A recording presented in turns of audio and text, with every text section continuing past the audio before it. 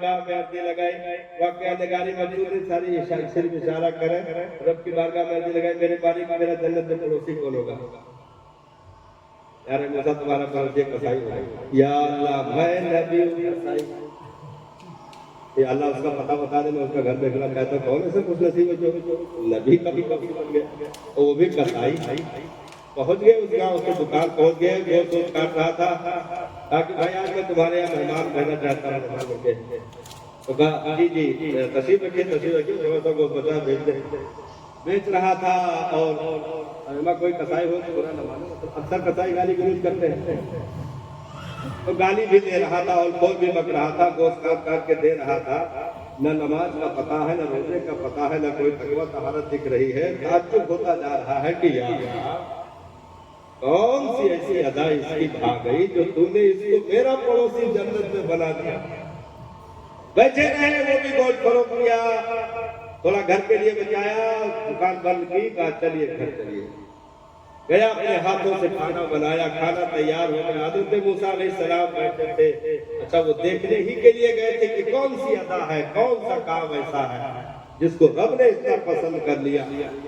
کھانا تیار ہو گیا, ایک پیالے میں شوربہ نکالا, تھوڑی سی روٹی بھگائی, اس کا چورا بنایا, ایک گلاس پانی لیا اور کہا کہ آپ تشریف رکھیں, ابھی ساتھ میں کھانا کھاتے ہیں, میں اندر روم سے ہو کے آتا ہوں, اندر کمرے سے لوٹ کے آتا ہوں. پیالہ لیا, پانی لیا, پہنچ گیا کمرے میں. حضرت موسیٰ علیہ السلام دیکھ رہے تھے. وہ جا کر کے چارپائی کے قریب پہنچا. ایک 60-70 سالہ خاتون جو اپنی طاقت سے اٹھ کر بیٹھ بھی نہیں سکتی تھی, چارپائی پر پڑی تھی. سرہانے بیٹھ گیا, اس کے سر کو اٹھا کے اپنے گود میں رکھ لیا. روٹیاں ملائم کر کر کے تھوڑا تھوڑا اس کے منہ میں ڈالتا جاتا اور پانی کے گھونٹ پلاتا. تھوڑا تھوڑا کھلا کھلا کر کے اسے شکم سیر کر دیا. پھر اپنے کرتے کے دامن سے ماں کا چہرہ صاف کیا, منہ صاف کیے, پیشانی کو بوسہ دیا. کہا خیر سے لیٹی رہے, آپ تھوڑا جلدی جا رہا ہوں, مہمان آ گئے ہیں, مہمان کے ساتھ کھانا کھانا ہے, جلدی جا رہا ہوں. آیا دسترخوان لگایا, بیٹھ گئے. حضرت موسیٰ علیہ السلام دیکھ رہے تھے جیسے کمرے سے باہر آیا, لیتے لیتے بوڑھی خاتون نے ہاتھ اٹھا دیے. میرے مالک میرا بیٹا گنہگار ہے, سیاہکار ہے, نیکیوں کا کوئی ذخیرہ نہیں ہے, لیکن میرا بیٹا مجھ سے بہت پیار کرتا ہے, میرا بیٹا مجھ سے بڑی محبت کرتا ہے. میرے پروردگار میرے بیٹے کو جنت میں موسیٰ کا پڑوسی بنا دینا, میرے بیٹے کو جنت میں حضرت موسیٰ کا پڑوس عطا کر دینا.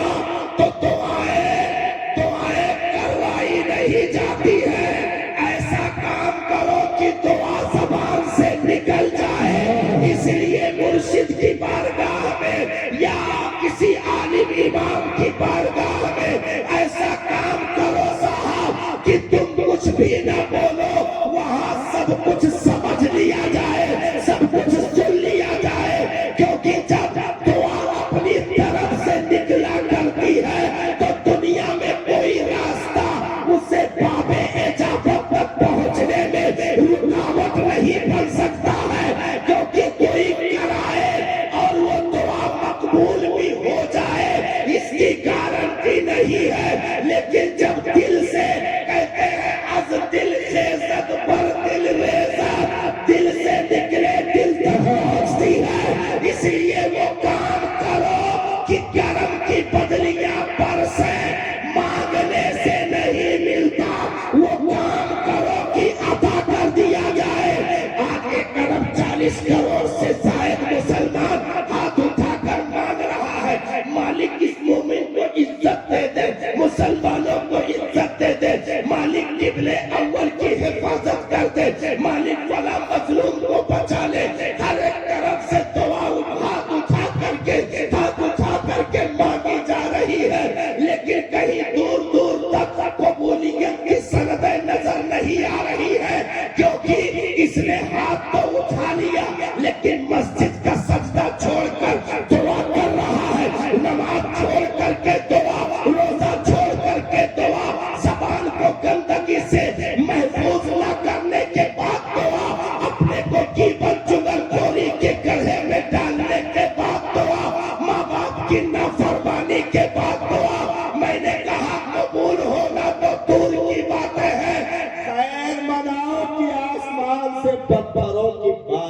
نہیں ہوئی صاحب،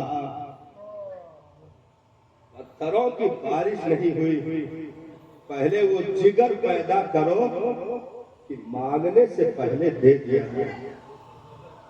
اگر جگر پیدا کر کے بدر والوں کی طرح بدر میں پہنچ گئے تو فرشتے مانگے نہیں جاتے ہیں، 5000 بھیجے جاتے ہیں۔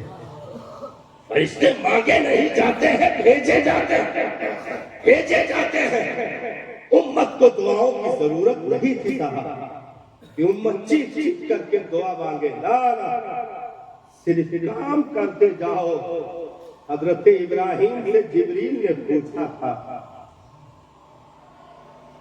الکا حاجت یا ابراہیم، الکا حاجت یا ابراہیم۔ گوپیے سے فندے سے باہر نکل چکے، بیچ میں فضا میں اور نیچے آگ دہک رہی ہے جو 40 گز چوڑان اور لمبان میں لگائی گئی، آسمان سے شعلے باتیں کر رہے ہیں، قریب تھا کہ آتش گدے میں پہنچنے والے ہوئے۔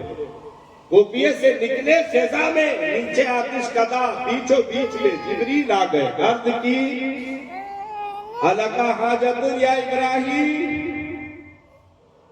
ابراہیم کچھ ضرورت ہو تو مانگ لو، مانگ لو ابراہیم۔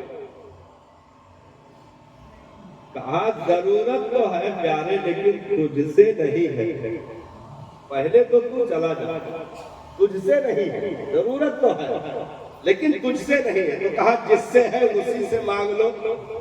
کہا جس سے ہے وہاں مانگنے کی ضرورت نہیں ہے، وہ نارے نمرود بھی دیکھ رہا ہے، اپنا ابراہیم بھی دیکھ رہا ہے۔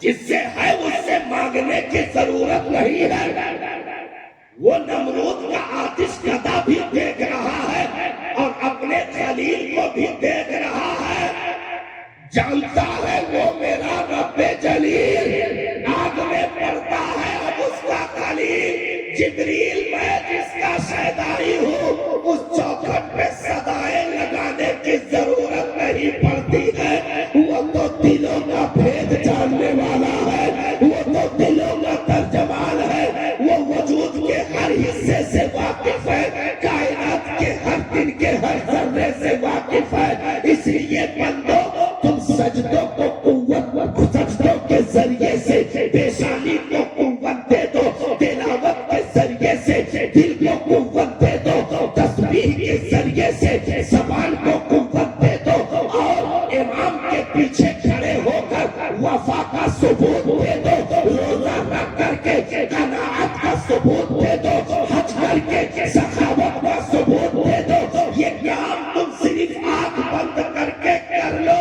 پھر یہ کہنے کی ضرورت نہیں پڑے گی کہ اب دعا کرتا ہوں قبول کر لے، نانا وہ خود پوچھے بتا اب تیری رضا کیا ہے۔